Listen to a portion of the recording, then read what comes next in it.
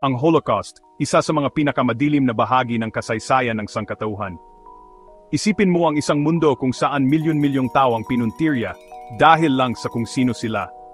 Noong 1933, umakyat sa kapangyarihan sa Germany si Adolf Hitler at ang Nazi Party na nagtutulak ng paniniwala na ang mga Hudyo at iba pang grupo ay mas mababa kaysa sa kanilang tinatawag na lahing Aryan. Unti-unting, inalisan ng mga Nazi ang mga Hudyo ng trabaho, karapatan at dangal. Pinilit nilang manirahan ang mga pamilya sa mga ghetto, inilayo sila sa lipunan. Ito ay diskriminasyon na umabot sa sukdulan. Pagsapit ng 1941, inilunsad ng mga Nazi ang Final Solution, ang kanilang nakakatakot na plano na puksain ang lahat ng Hudyo sa Europa.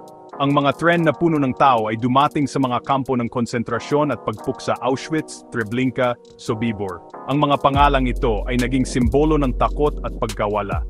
Sa loob ng mga kampong iyon, milyon-milyong inosenteng tao, mga Hudyo, Romani, mga may kapansanan, mga bilanggo ng digmaan, ay pinagutom, pinahirapan, at pinatay sa mga gas chamber. Ito ay kalupitan sa isang napakalaki at hindi maisip na sukat. Noong 1945, sa wakas ay pinalaya ng Allied Forces ang mga bilanggo at inilantad ang buong takot ng nangyari.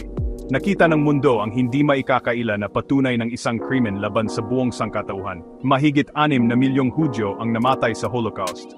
Ang kanilang pagdurusa ay isang malakas na paalala. Ang pot, diskriminasyon, at matinding politika ay maaring sumira ng mga buhay at buong komunidad. Ang pag-asa ko ay matuto tayo mula dito, alalahanin ang nakaraan, at protektahan ang ating kinabukasan. Piliin natin ang habag kaysa sa puot, at magsalita laban sa kawalang katarungan, palagi.